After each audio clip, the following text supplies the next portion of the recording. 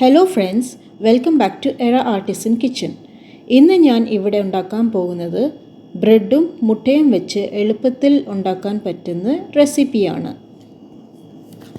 അതിനായി ഞാൻ ഇവിടെ 2 പുഴുങ്ങിയ മുട്ടയാണ് എടുത്തിരിക്കുന്നത്. ഓരോ മുട്ടയും ഇതുപോലെ നടുവായി മുറിക്കണം. അതിൻ്റെ ഓരോ ഭാഗം 3ആയി മുറിക്കുക. മൊത്തത്തിൽ നമുക്ക് 6 കഷ്ണങ്ങൾ കിട്ടും. നമ്മൾ ഇവിടെ 2 മുട്ടയാണ് എടുത്തിരിക്കുന്നത്, അതുകൊണ്ട് 12 കഷ്ണങ്ങളാണ് കിട്ടുന്നത്. ഇത് നമുക്ക് വേറെ പാത്രത്തിൽ മാറ്റി വയ്ക്കാം. ഒരു ചെറിയൊരു മിക്സി ജാർ എടുക്കുക. അതിലേക്ക് 4 ബ്രെഡ് ഇട്ട് പൊടിച്ചെടുക്കണം. ഒരുപാട് പൊടിഞ്ഞു പോകരുത്.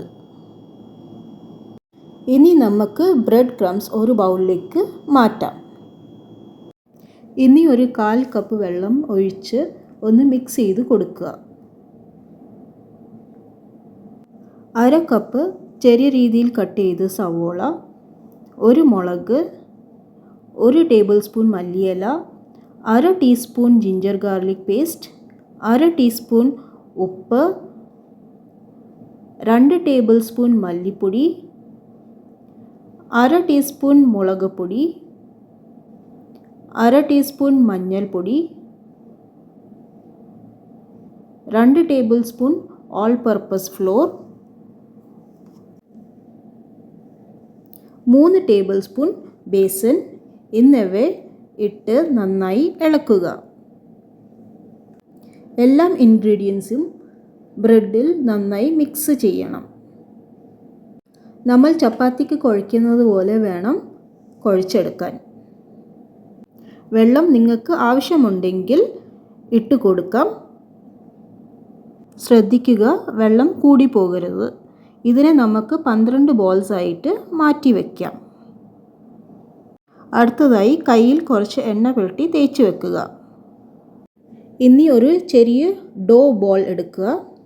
അതിനെ നമ്മുടെ കയ്യിലെ വെള്ളം വെച്ച് നന്നായി ഒന്ന് പരത്തിയെടുക്കണം.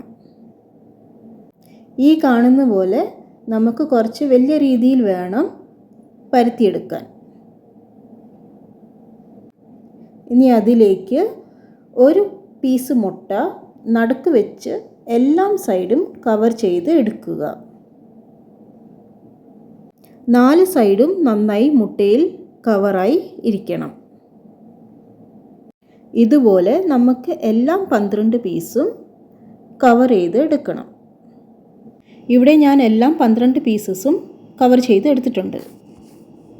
ഇനി ഒരു പാനിൽ വെളിച്ചെണ്ണ ചൂടാക്കി അതിനകത്തേക്ക് ഈ പറയുന്നത് ബ്രെഡ് മിക്സ്ചർ ബോൾസ് ഇടുക. ഇടയ്ക്ക് ഒന്ന് നന്നായി ഒന്ന് ഇളക്കി കൊടുക്കുക. മീഡിയം ഫ്ലെയിമിൽ വേണം നമ്മൾ ഫ്രൈ ചെയ്തെടുക്കാൻ. 2 സൈഡും നന്നായി ഒന്ന് തിരിച്ചു കൊടുക്കുക.